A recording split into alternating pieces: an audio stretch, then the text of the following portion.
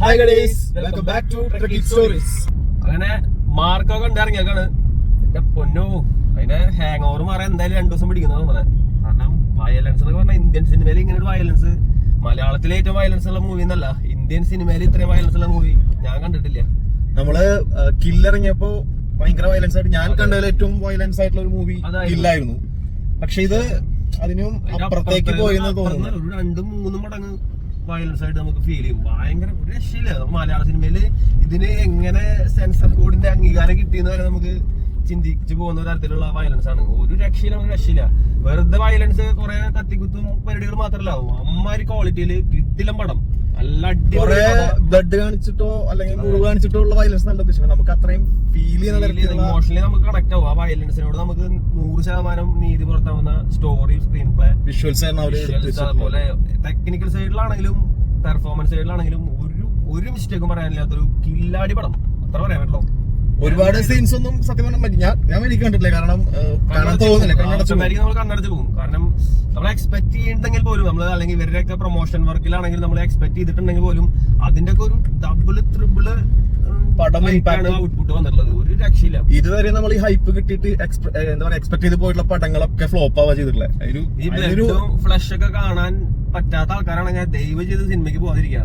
ഈ പടം ഇത്രയും നല്ലൊരു പടം നമ്മൾ ഹൈലി റെക്കമെൻഡബിൾ ആണെന്ന് പറയാൻ പറ്റാത്തത് അതിന്റെ വയലൻസ് കൊണ്ടാണ്. എനിക്ക് തോന്നുന്നില്ല ഇപ്പൊ എല്ലാവർക്കും ഇത് ഒരുപോലെ ആയിരിക്കും. ചിലപ്പോൾ കാണാൻ പറ്റും, കാണാൻ പറ്റില്ല എന്നല്ല, അത്രയും വയലൻസ് ആണ്. കാരണം വെറുതെ കുറെ ആളുകളെ കൊല്ലുന്ന ഒരു വയലൻസ് അല്ല, ഫാമിലി കണക്ഷൻ ഉള്ള ഒരു പടമാണ്, ഫാമിലി റിലേറ്റഡ് ആയിട്ടുള്ള സ്റ്റോറിയാണ്. അപ്പൊ അതിന്റേതായിട്ടുള്ള സീനുകളൊക്കെ ഉണ്ട്. പീക്കിലേക്ക് എത്തുമ്പോൾ നമ്മൾ ആഗ്രഹിക്കുന്ന റിവെഞ്ച് തന്നെയാണ് ചെയ്യുന്നത്. പക്ഷെ എന്നാൽ പോലും നമ്മൾ എക്സ്പെക്ട് ചെയ്യുന്നതിന്റെ അപ്പുറത്തേക്കുള്ള പരിപാടികളാണ് ചെയ്തേച്ചാണ്. ഒരു രക്ഷയില്ല. എന്റെ പൊന്നു, എന്തായാലും ഈ വക പരിപാടികൾ തീരെ താല്പര്യമില്ലാത്തവരൊക്കെയാണെങ്കിൽ സിനിമയ്ക്ക് പോകണ്ട. പടം എല്ലാവരും പോയി കാണണമെന്നേ പറയുള്ളൂ. അതായത് ഈ ഫ്ലഷും ബ്ലഡും ഒക്കെ കണ്ടിരിക്കാൻ പറ്റാത്തവരാണെങ്കിൽ ഉറപ്പായിട്ടും നിങ്ങൾക്ക് അത് ഭയങ്കര പ്രശ്നമായിരിക്കും. ഇരിക്കാൻ പറ്റില്ല. കണ്ണടച്ചിരുന്ന് കണ്ടോ, പടത്തിന് പോകണം.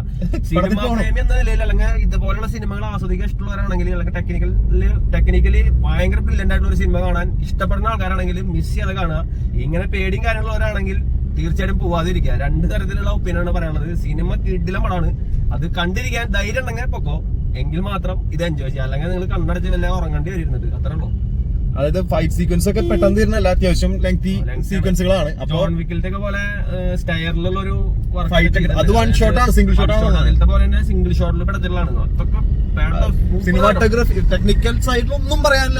Super good movie. അതില് സിനിമാറ്റോഗ്രാഫി ചെയ്തിട്ടുള്ള ചന്ദ്രു സെൽവരാജ്. എന്റെ മച്ചാൻ എന്തൊരു ചെയ്തില്ലെന്നറിയോ, ഇംഗ്ലീഷ് പടത്തിലത്തെ സെയിം വർക്കായിട്ട് നമുക്ക് ഫീൽ ചെയ്യും. ഓരോ ഷോട്ടും, അതായത് ഉണ്ണിമുകുന്ദന്റെ മേത്താണ് ക്യാമറ ചോണ്. കാരണം അതേപോലെ നമുക്ക് ഫീൽ ചെയ്യാം. സിംഗിൾ ഷോട്ട് മറ്റേ ഭയങ്കര ഇംപ്രസീവ് ആണ്. കാണുമ്പോൾ തന്നെ നമുക്ക് പടത്തിന്റെ ഫസ്റ്റ് ഫ്രെയിം കാണിക്കുമ്പോൾ തന്നെ നമുക്ക് അറിയാം പടത്തിന്റെ ക്വാളിറ്റി.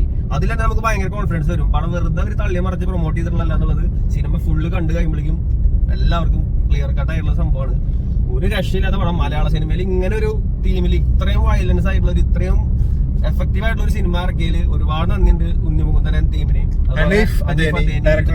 അതുപോലെ ഇവരെ വിശ്വസിച്ച് ഇത്രയും വലിയ വർക്കിന് വേണ്ടി ഇത്രയും ബാനറിൽ ഒരു സിനിമ ഇറക്കിയുള്ള മുഹമ്മദ് ഷെരീഫ് ഉണ്ണിമുകുന്ദൻ ഫിലിംസ് ആണ്. എടുത്തു പറയാനുള്ളത് പിന്നെ രവി ബാസൂർ. അദ്ദേഹത്തിന് കഴിവിനെ പറ്റി ആർക്കും പറഞ്ഞു കൊടുക്കേണ്ട ആവശ്യമില്ല. അദ്ദേഹം ചെയ്തിട്ടുള്ള വർക്കുകളുടെ മ്യൂസിക്കും രക്ഷയില്ല. BGM ആയിക്കോട്ടെ, മ്യൂസിക് ആയിക്കോട്ടെ. ഇൻട്രോയ്ക്ക് ഡബ്സിയുടെ ആ സോങ് മാറ്റിയിട്ട് മറ്റേ പുള്ളിക്കാരൻ പാടിയിട്ട് ആ സോങ് ഇൻട്രോ സോങ് ആണ്. അതായത് സ്റ്റോറിയുടെ തുടങ്ങുന്ന സ്റ്റോറി അല്ല, ആ മറ്റേ ഡിസ്ക്രിപ്ഷൻസ് കാണിക്കുന്ന ഇൻട്രോ സോങ് ആണ്. അതിന് മുന്നേ ടൈറ്റിൽ കാർഡിലുള്ള ഒരു പരിപാടി ഉണ്ട്, അതും കിടിലാണ്. അതിലും ഈ സ്റ്റോറിയുടെ ചെറിയൊരു ലൈൻ അതിൽ കാണിക്കുന്നുണ്ട്, ഒരു ഫ്ലാഷ് ബാക്ക് പോലെ. അതെ ഇതിലെന്താ വെച്ചാൽ ഇതിൽ ഏറ്റവും സ്ട്രോങ് ആയിട്ടുള്ള കാര്യം നമുക്ക് പറയുന്നത് സ്റ്റോറിയാണ്. അതായത് സ്ക്രീൻ പ്ലേ, അതുപോലെ തന്നെ അതിന്റെ ഡയറക്ഷൻ. സ്ക്രീൻ പ്ലേക്ക് അത്രയും നീതി പുലർത്തിയുള്ള ഡയറക്ഷൻ. കഥ നമ്മള് അത് ഇമോഷണൽ ട്രാക്ക് പിടിക്കുമ്പോൾ കൂടുതൽ, അല്ലെങ്കിൽ ഇങ്ങനെയുള്ള പടങ്ങളിൽ ഏറ്റവും പാളിച്ച പറ്റാവുന്ന കാര്യമാണ് അതിന്റെ സ്ക്രിപ്റ്റ്. പക്ഷെ ഇതിൽ അവര് 100% വിജയിച്ചിട്ടുണ്ട്. സ്ക്രിപ്റ്റിലേക്ക് നമ്മൾ ഉറപ്പായിട്ട് കണക്ട് ആവും. ഓരോ പ്രേക്ഷകനും ഇത്രയും എൻജോയ് ചെയ്ത് കാണാൻ പറ്റിയ പടം.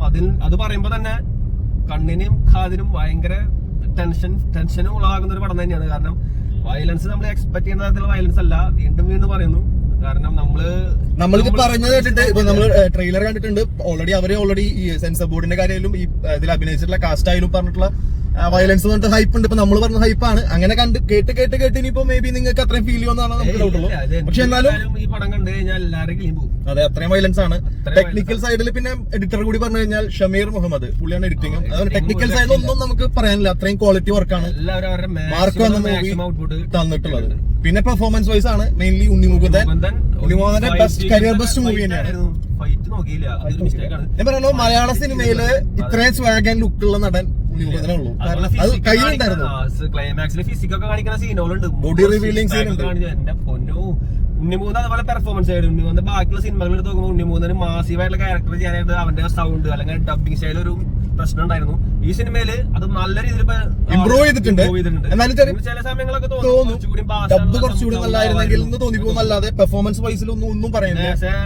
ലീഡിംഗ് ആക്ടർ എന്നുള്ള നിലയിൽ വേറെ ആളെ വെച്ച് ഡബ് ചെയ്യാന്നുള്ള പോസിബിൾ സെറ്റ് ആയിട്ടുള്ള കാര്യമല്ല. അതുകൊണ്ട് മാത്രമാണ് മേ ബി വേറെ ഭാഷകളിൽ വേറെ ആൾക്കാരാണ് ഡബ് ചെയ്തിട്ടുണ്ടെങ്കിൽ ചിലപ്പോൾ അത് ഭയങ്കര എഫക്റ്റീവ് ആയിട്ട് കുറച്ചുകൂടി തോന്നാം.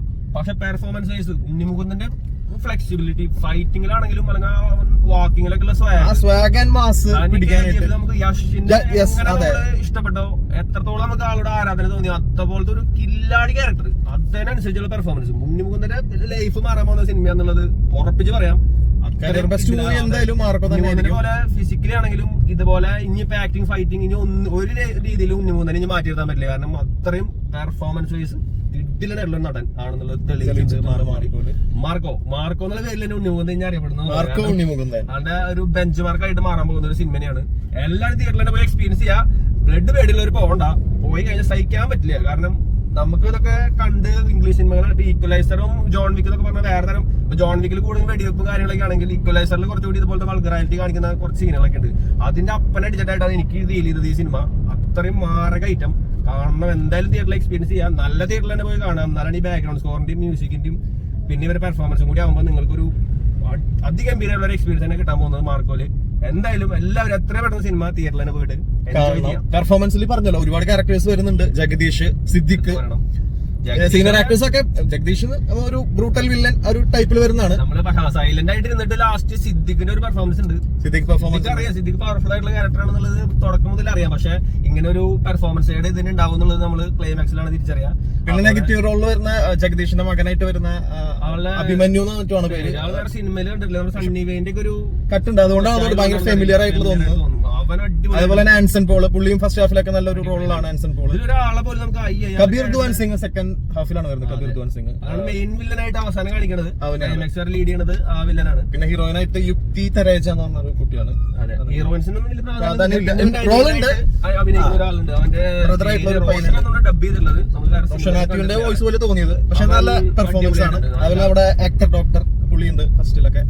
അങ്ങനെ കുറെ കാസ്റ്റുകളുണ്ട്. എല്ലാവരും നല്ല രീതിയിൽ പെർഫോമൻസ്, മിസ് കാസ്റ്റ് ഒന്നുമില്ല. അതുപോലെ ആരെ പെർഫോമൻസും എല്ലാതും ഒന്നിനൊന്നും മെച്ചെന്ന് മാത്രമേ പറയാൻ പറ്റുള്ളൂ. എല്ലാം കൊണ്ടൊരു കിഡിലനായിട്ടുള്ള ഒരു പാക്കേജ് മൂവി മാർക്കോ. എല്ലാരും എന്തായാലും സിനിമ തിയേറ്ററിൽ തന്നെ പോയിട്ട് എത്രയും പെട്ടെന്ന് എക്സ്പീരിയൻസ് ചെയ്യാം. അതിന്റെ പവർ പോണായിട്ട് മുന്നേ എല്ലാവരും പോയി. കാരണം ഒരുപാട് പടങ്ങൾ ഇറങ്ങിയിട്ടുണ്ട്, നല്ല അഭിപ്രായത്തിൽ വരുന്നുണ്ട്. അപ്പൊ എന്തായാലും മാർക്കോ എന്തായാലും അതിലും വിട്ട് പോയി മുങ്ങിപ്പോന്നില്ല. പക്ഷെ എന്തായാലും തിയേറ്ററിൽ തന്നെ പോയി കാണണം മാക്സിമം. അത്രയും ഗംഭീരമായിട്ടുള്ള ഒരു പടം തന്നെയാണ്. സോ അത്രയ്ക്കുള്ളൂ. So bye from Trekky stories.